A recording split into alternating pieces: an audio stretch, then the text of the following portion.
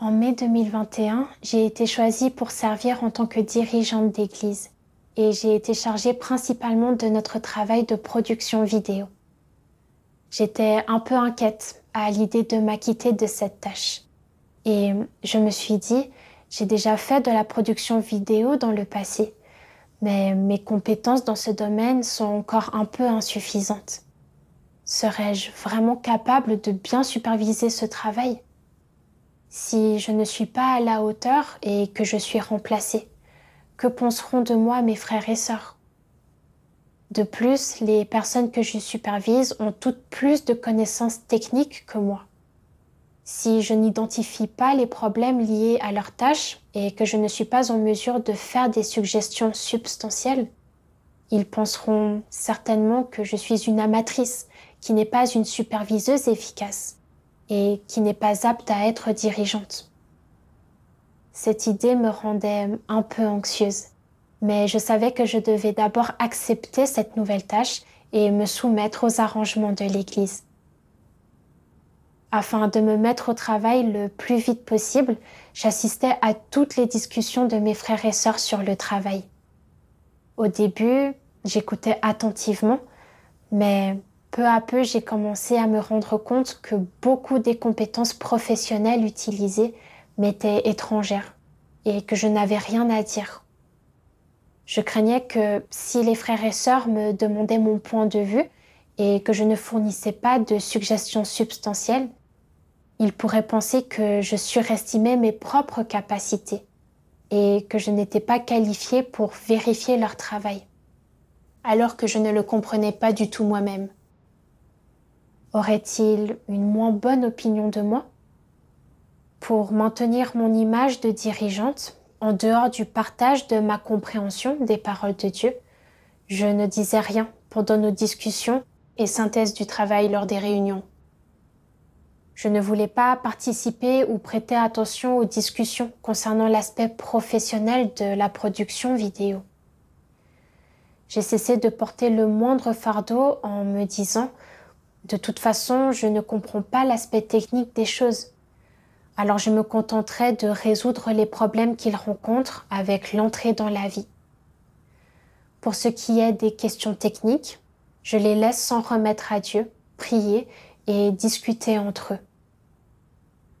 Je me souviens qu'une fois, une sœur a envoyé au groupe une vidéo sur laquelle elle travaillait, en demandant des suggestions.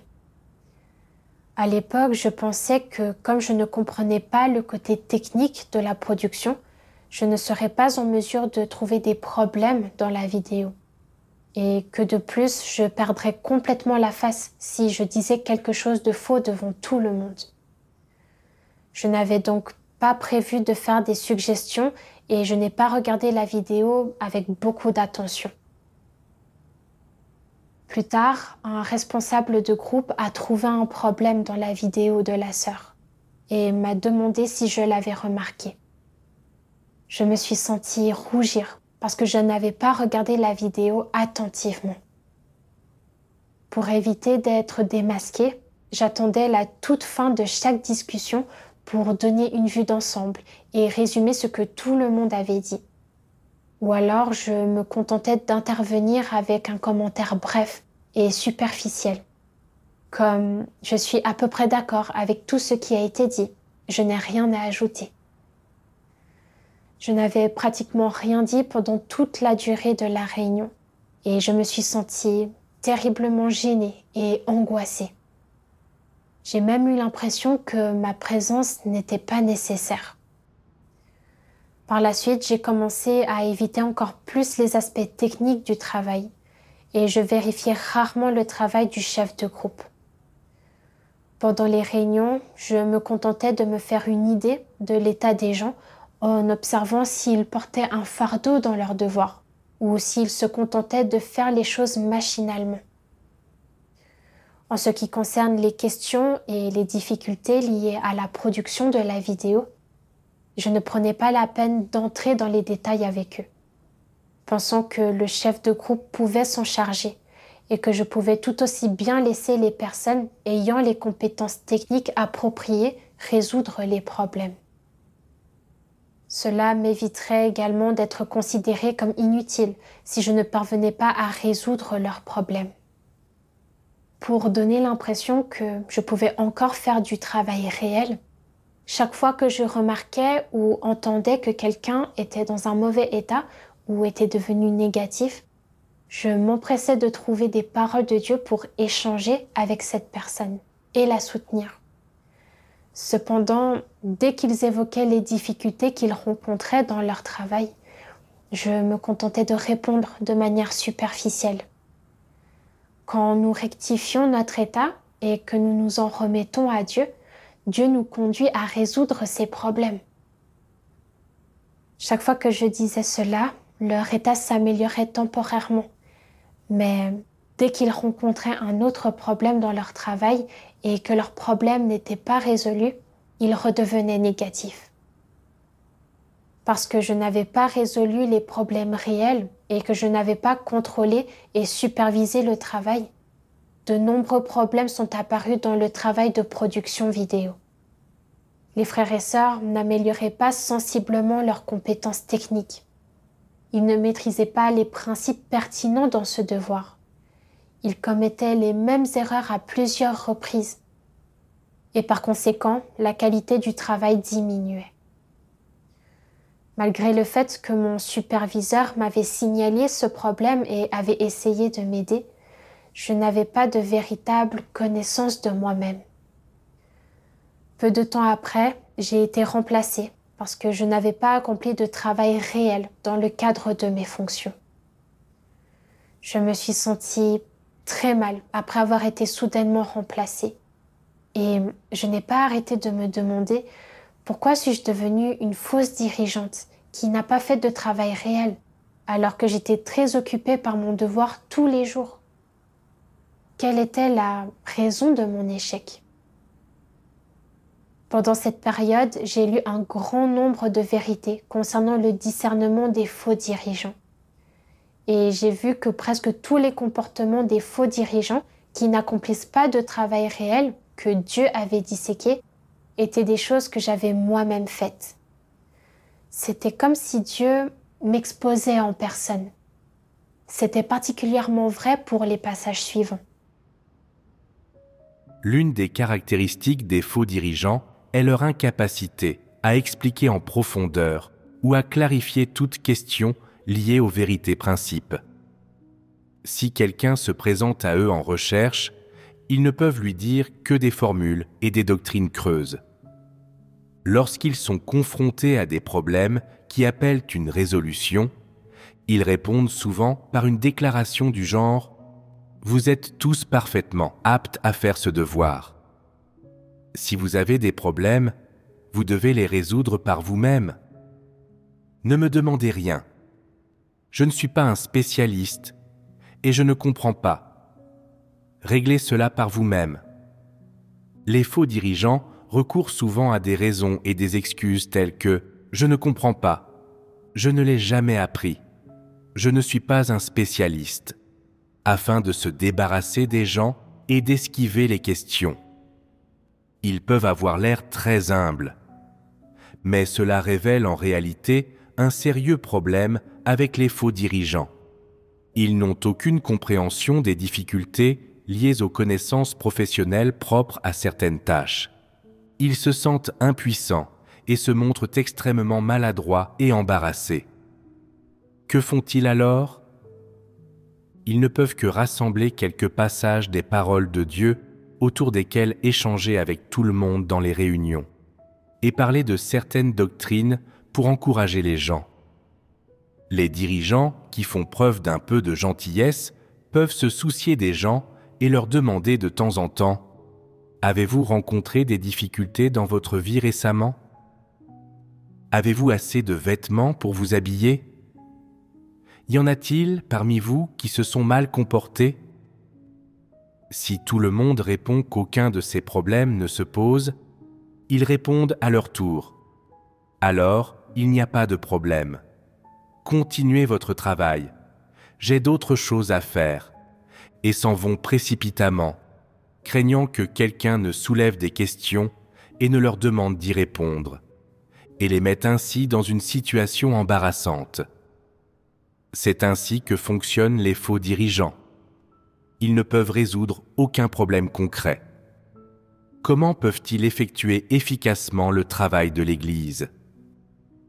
En conséquence, l'accumulation de problèmes non résolus finit par entraver le travail de l'Église.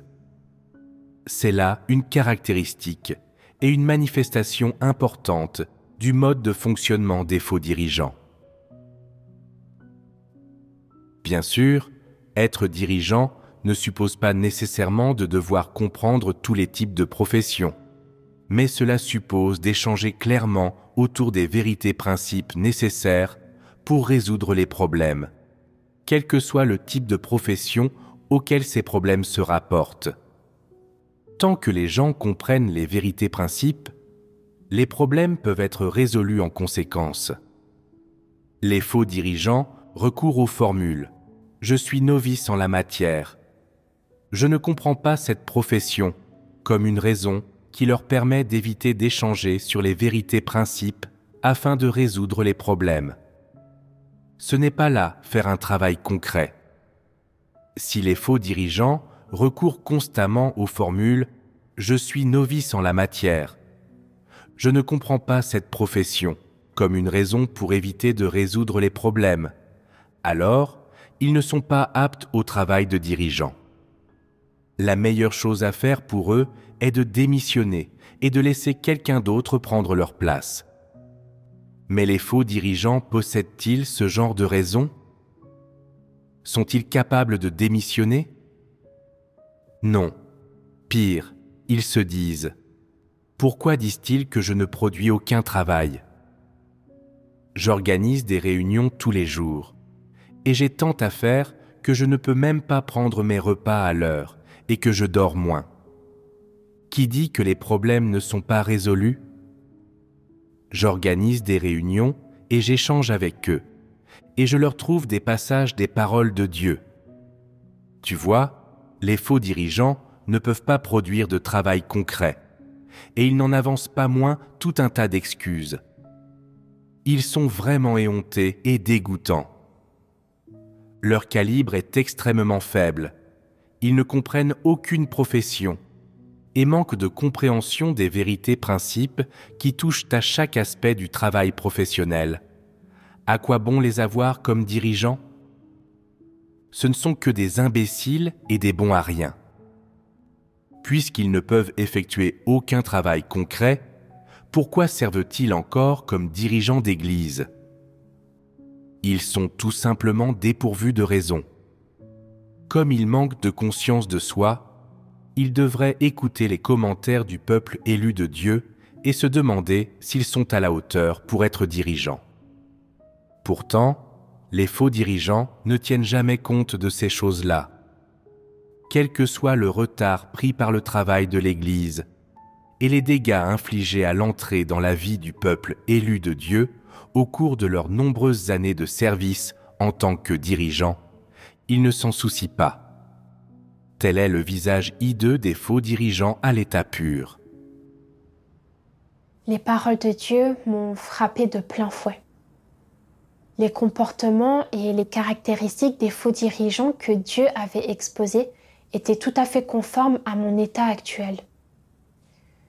Dieu dit que les faux dirigeants utilisent leur manque de connaissances techniques comme excuse pour ne pas s'impliquer réellement dans la supervision et le contrôle de tous les aspects du travail, et comme excuse pour ne pas résoudre les vrais problèmes et difficultés des frères et sœurs dans leurs devoirs. Ils se contentent d'employer des formules et des doctrines et évitent les questions spécifiques et réelles et s'y soustraient. C'est exactement comme cela que j'ai agi. Depuis que j'avais été choisie comme dirigeante, je craignais que vu mon manque de connaissances techniques en matière de production vidéo, mes lacunes seraient exposées lors du contrôle de ce travail.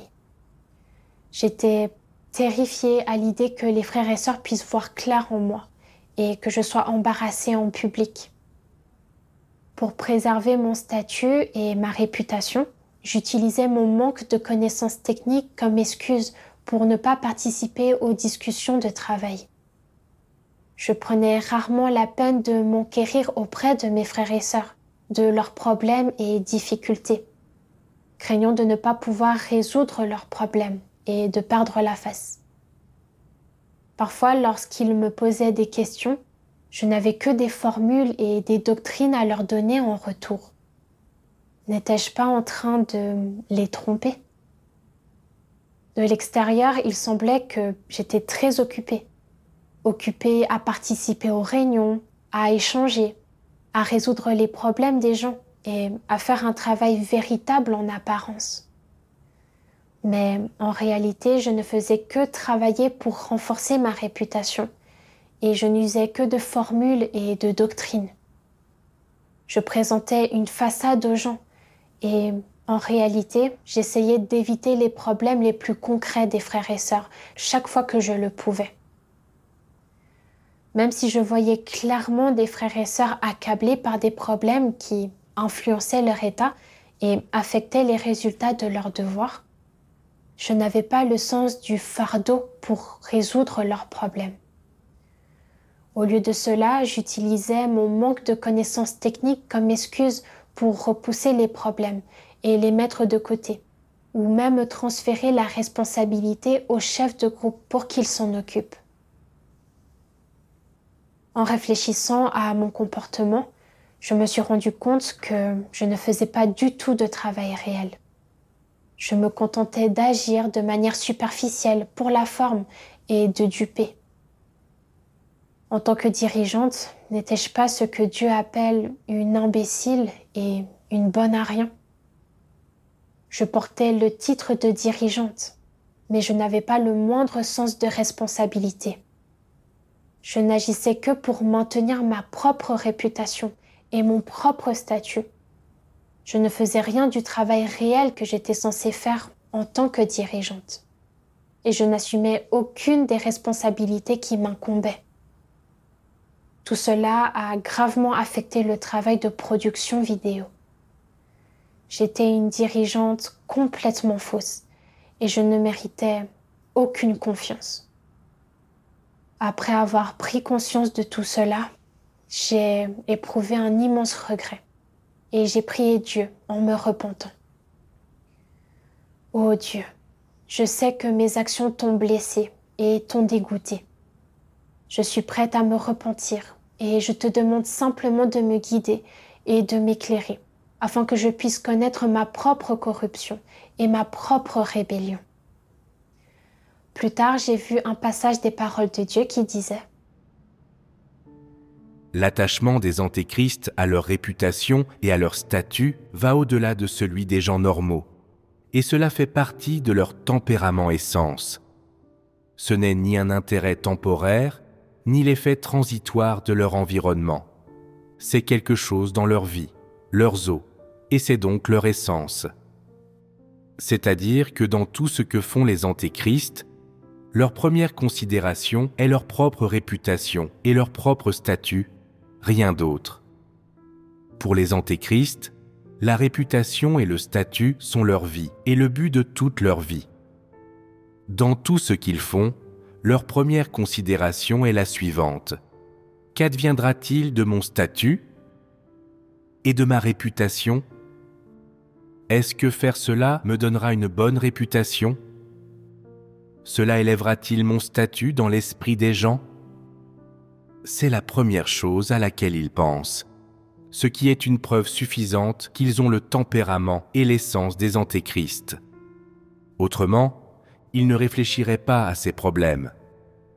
On peut dire que pour les antéchrists, la réputation et le statut ne sont pas une exigence supplémentaire quelconque, encore moins quelque chose d'étranger dont ils pourraient se passer. Cela fait partie de la nature des antéchrists. C'est dans leurs os, dans leur sang, et c'est inné. Les antéchrists ne sont pas indifférents à la question de savoir s'ils possèdent réputation et statut. Telle n'est pas leur attitude. Alors, quelle est leur attitude? La réputation et le statut sont intimement liés à leur vie quotidienne, à leur état quotidien, à ce qu'ils poursuivent au quotidien. Et donc, pour les antéchrists, le statut et la réputation sont leur vie.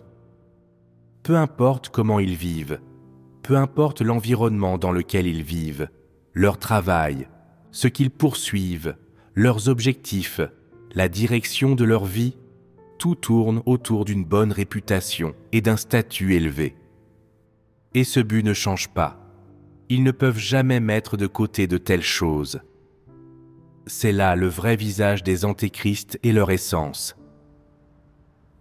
Dieu a révélé que les antéchrists accordent une grande importance à la réputation et au statut, et les considèrent comme leur source de vie. Quelle que soit la situation dans laquelle ils se trouvent ou ce qu'ils font, leur motivation et leur point de départ sont toujours centrés sur la réputation et le statut. En réfléchissant sur moi-même, je me suis rendu compte que je n'étais pas différente. Après avoir été choisie comme dirigeante, je n'ai pas réfléchi à l'importance de ce travail ou comment je pouvais être attentif aux intentions de Dieu et bien faire le travail. J'ai pensé plutôt à ma propre réputation et à mon statut. Je craignais que les autres frères et sœurs ne remarquent que je ne comprenais pas l'aspect technique du travail et que je ne pouvais pas bien faire mon travail. Je craignais même d'être percée à jour et remplacée. Tout au long de mon mandat de dirigeante, j'ai constamment cherché à maintenir ma réputation et mon statut. Et pour dissimuler mes propres lacunes, j'évitais toujours le travail technique et je ne m'y intéressais pas. Je craignais que les gens ne voient mes compétences techniques réelles et pensent que je n'étais pas capable de superviser le travail et que je n'étais pas apte à être dirigeante. De plus, pour cacher le fait que je ne faisais pas de travail réel et maintenir mon statut de dirigeante, je m'occupais à tenir des réunions, à faire un travail qui renforçait ma réputation. Je parlais de doctrine, je criais des slogans et j'agissais de manière superficielle. J'essayais de donner l'impression d'être occupée et de porter un fardeau pour fourvoyer mes frères et sœurs et leur faire croire que je faisais du travail réel. Je n'ai fait qu'adopter ce comportement frauduleux et trompeur. Et par conséquent, le travail de production vidéo a été retardé. J'ai réalisé que j'avais été profondément corrompue par Satan. Des poisons sataniques comme « un homme a besoin de sa fierté », tout comme un arbre a besoin de son écorce. Et un homme laisse son nom partout où il passe, comme une oie fait entendre son cri partout où elle vole. Était devenue ma nature même. Je vivais de ces poisons et je ne tenais compte que de ma propre réputation et de mon propre statut, en faisant mon devoir dans ma croyance en Dieu. Je ne me souciais pas le moins du monde du travail de l'Église ou de l'entrée de mes frères et sœurs dans la vie. Je me dérobais même à des devoirs que je savais accomplir. Comme j'étais égoïste, méprisable, fourbe et rusée. J'ai réfléchi à la façon dont, en tant que dirigeante d'église, même si je n'avais pas de connaissances techniques en matière de production vidéo, j'aurais quand même dû travailler avec mes frères et sœurs pour résoudre les problèmes réels auxquels nous étions confrontés dans notre travail. C'était ma responsabilité et le minimum que je devais faire dans le cadre de mon devoir. Mais je ne tenais pas du tout compte des intentions de Dieu et je ne me souciais que de maintenir ma réputation et mon statut. J'utilisais toujours mon manque de connaissances comme une excuse pour déléguer, éviter et ne pas exécuter de travail réel, ce qui retardait la résolution des problèmes de mes frères et sœurs, les empêchait de trouver un chemin de pratique et affectait négativement le travail de production vidéo. Telles étaient toutes mes transgressions. J'ai compris que le juste tempérament de Dieu ne peut être offensé. J'ai été remplacée entièrement à cause de ma poursuite de réputation et de statut, et du fait que je marche sur le chemin d'Antéchrist. Si je ne me repentais pas et ne me transformais pas, je serais certainement exposée et éliminée. Plus tard, je suis tombée sur ce passage des paroles de Dieu. Dieu Tout-Puissant dit « En réalité, en tant que dirigeant, une fois que sont fixés les arrangements de travail, tu dois suivre l'avancement du travail. Même si tu n'es pas familier de ce domaine de travail, même si tu n'y connais rien, tu peux trouver un moyen de faire ton travail. Tu peux trouver quelqu'un de compétent, qui comprend le travail en question, pour vérifier les choses et faire des suggestions. Tu peux identifier les principes appropriés à partir de ces suggestions, et ainsi tu seras capable de suivre le travail. Que tu sois familiarisé ou non, ou que tu comprennes ou non, le type de travail en question, à tout le moins, tu dois le présider, en assurer le suivi, et sans cesse te renseigner et poser des questions quant à son avancement. Tu dois garder la maîtrise de ces choses. C'est ta responsabilité. Cela fait partie de ton travail. Ne pas assurer le suivi du travail. Ne rien faire de plus une fois qu'il a été assigné. T'en laver les mains, c'est la manière dont les faux dirigeants font les choses. Ne pas assurer le suivi ou donner de conseils sur le travail. Ne pas se renseigner sur les problèmes qui se posent ou ne pas les résoudre. Et ne pas se faire une idée des progrès ou de l'efficacité du travail. Tout cela aussi est la manifestation des faux dirigeants. Les paroles de Dieu m'ont aidé à prendre conscience qu'il n'est pas nécessaire de tout comprendre et de tout savoir faire pour être un dirigeant d'église. Que les dirigeants et les ouvriers aient ou non un savoir-faire technique, ils doivent participer activement au travail, suivre le progrès, superviser, identifier les problèmes en temps voulu et les résoudre. C'est l'attitude qu'ils doivent avoir face à leurs devoirs. Et c'est ce que Dieu exige des dirigeants et des ouvriers. J'ai pensé à certains dirigeants et ouvriers dans l'Église qui étaient en charge de certains domaines de travail, nécessitant des compétences techniques. Malgré leurs certaines lacunes et certains défauts, ils portaient un fardeau dans leur travail, étaient capables de superviser et de suivre l'avancement du travail en temps voulu, mettait l'accent sur la nécessité de guider les frères et sœurs pour qu'ils accomplissent leurs tâches conformément aux principes et collaborait avec les frères et sœurs pour compléter leurs forces et leurs faiblesses respectives. Progressivement, ils commençaient à acquérir certaines compétences techniques ainsi que des principes de vérité et les résultats qu'ils obtenaient dans leur travail s'amélioraient régulièrement. Cela m'a amené à me rappeler l'histoire de Noé. Lorsque Noé a entrepris de construire l'arche, il n'avait en fait jamais construit d'arche auparavant et ne savait même pas à quoi une arche pouvait ressembler. Pourtant, il avait le cœur pur, portait un fardeau et était attentif aux intentions de Dieu. Lorsque Dieu lui disait de faire quelque chose, il agissait conformément à ses exigences. Finalement, l'arche a été construite petit à petit et Noé a exécuté avec succès le mandat de Dieu. Et moi, comment avais-je traité mon devoir?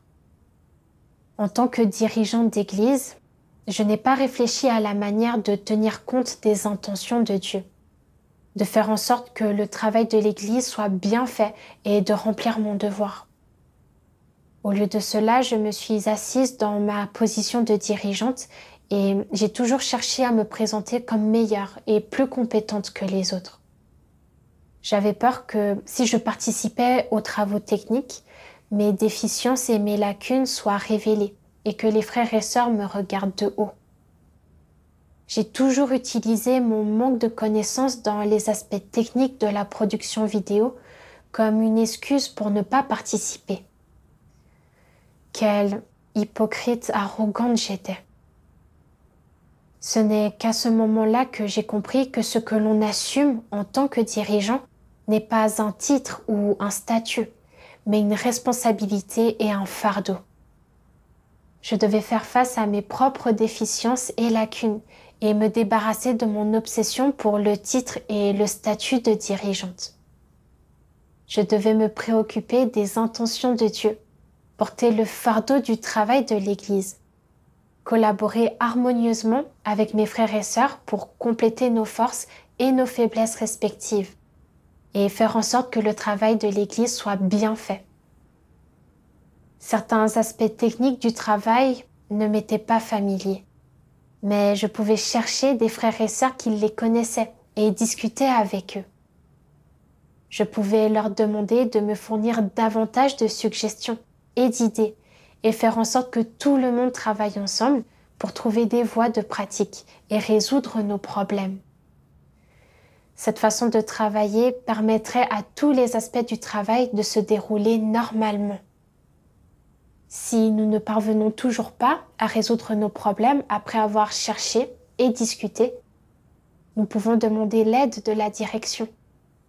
Cela garantirait que tous les problèmes de notre travail seraient identifiés et résolus en temps voulu et n'entraîneraient pas de retard dans le travail de l'Église.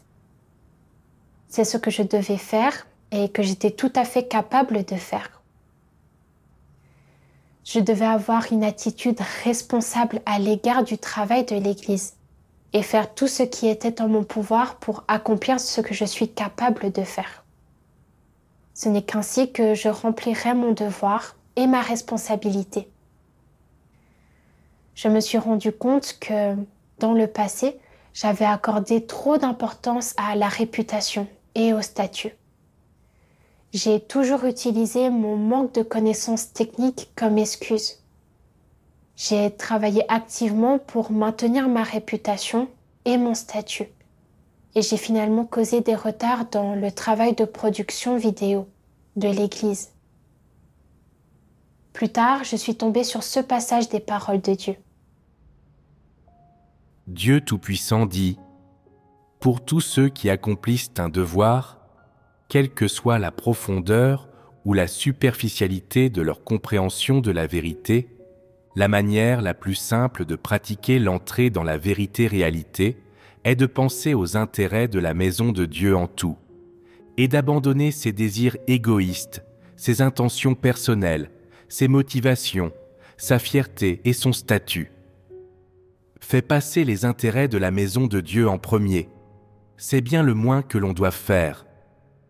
Si quelqu'un qui accomplit un devoir ne peut même pas en faire autant, alors comment peut-on dire de lui qu'il accomplit son devoir ? Ce n'est pas accomplir son devoir. Tu dois d'abord penser aux intérêts de la maison de Dieu, tenir compte des intentions de Dieu et prendre en considération le travail de l'Église. Donne la priorité à ces considérations avant toute chose. C'est seulement après cela que tu peux penser à la stabilité de ton statut ou à la façon dont les autres te considèrent. Ne sentez-vous pas que cela devient un peu plus facile si vous procédez en 2 étapes et que vous faites des compromis ? Si tu pratiques ainsi un moment, tu auras l'impression qu'il n'est pas si difficile de satisfaire Dieu. De plus, tu devrais être capable d'assumer tes responsabilités, de répondre à tes obligations et d'accomplir tes devoirs, et de mettre de côté tes désirs, intentions et motivations égoïstes.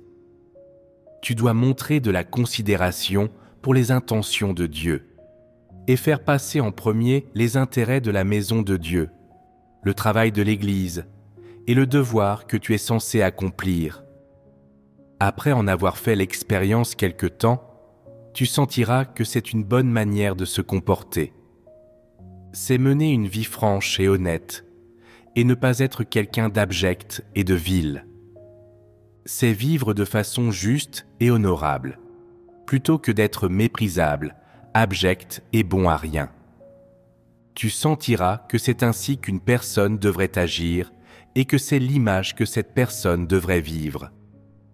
Peu à peu, ton désir de satisfaire tes propres intérêts s'atténuera.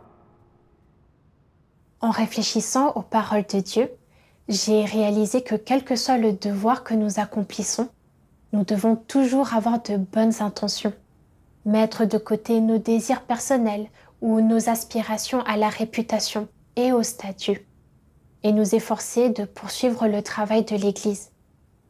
Nous ne devons pas nous soucier de ce que les autres pensent de nous, mais nous devons être capables d'accepter l'examen de Dieu et d'assumer nos responsabilités. Ce n'est qu'ainsi que nous pouvons vivre de manière directe et honnête. J'ai pensé que le fait d'avoir été choisie comme une dirigeante n'était qu'une occasion pour moi de pratiquer et ne signifiait pas que j'étais pleinement qualifiée pour ce poste. Je devais toujours rechercher la vérité dans l'accomplissement de mon devoir et collaborer avec mes frères et sœurs pour bien faire mon devoir. Pourtant, j'étais trop rebelle. Je ne me suis inquiétée que de mon statut et de ma réputation. Je n'ai pas fait de travail concret et tout cela a causé des pertes pour le travail de l'Église et a conduit à mon remplacement. Après avoir compris les intentions de Dieu, j'ai décidé d'agir selon les paroles de Dieu dans mon travail à l'avenir, de ne plus tenir compte de ma réputation et de mon statut, et d'accomplir mon devoir pour satisfaire Dieu. Peu après, l'Église m'a chargée d'abreuver les nouveaux venus. Et après quelques mois, j'ai été promue chef de groupe. Une fois de plus, je n'ai pas pu m'empêcher de m'inquiéter. Je n'abreuve pas les nouveaux venus depuis très longtemps. Je manque d'expérience. Et ma capacité à abreuver les nouveaux venus n'est pas meilleure que celle des autres frères et sœurs. Serais-je vraiment en mesure d'être une chef de groupe efficace? Si je ne fais pas bien mon travail et que je ne peux pas recommander à mes frères et sœurs de véritables chemins de pratique, penseront-ils que je ne suis pas qualifiée pour être chef de groupe? Mon chef pensera-t-il que je manque d'envergure et de compétences? Je me suis rendu compte que je cherchais une fois de plus à maintenir ma réputation et mon statut. J'ai pensé aux leçons que j'avais tirées de mes échecs passés et je me suis empressée de prier devant Dieu. Après avoir terminé ma prière, j'ai vu ce passage des paroles de Dieu. Dieu Tout-Puissant dit : vous devez chercher la vérité pour résoudre tout problème qui se pose, quel qu'il soit, et ne devez en aucun cas vous déguiser ni présenter aux autres un faux visage. Vos insuffisances, vos déficiences, vos défauts, vos tempéraments corrompus. Soyez complètement ouverts sur tous ces sujets et échangez sur tous ces sujets. Ne les gardez pas pour vous. Apprendre à vous ouvrir est le premier pas vers l'entrée dans la vie, et c'est le premier obstacle et le plus difficile à surmonter. Une fois que tu l'as surmonté, il est facile d'entrer dans la vérité. Que signifie franchir ce pas? Cela signifie que tu ouvres ton cœur et que tu montres tout ce que tu as, le bon et le mauvais, le positif et le négatif. Que tu te mets à nu devant les autres et devant Dieu, que tu ne caches rien à Dieu, ne dissimulant rien, ne déguisant rien, exempt de tromperie et de ruse, et également ouvert et honnête avec les autres. De cette façon, tu vis dans la lumière, et non seulement Dieu te scrutera, mais les autres pourront également voir que tu agis selon les principes et avec une certaine transparence.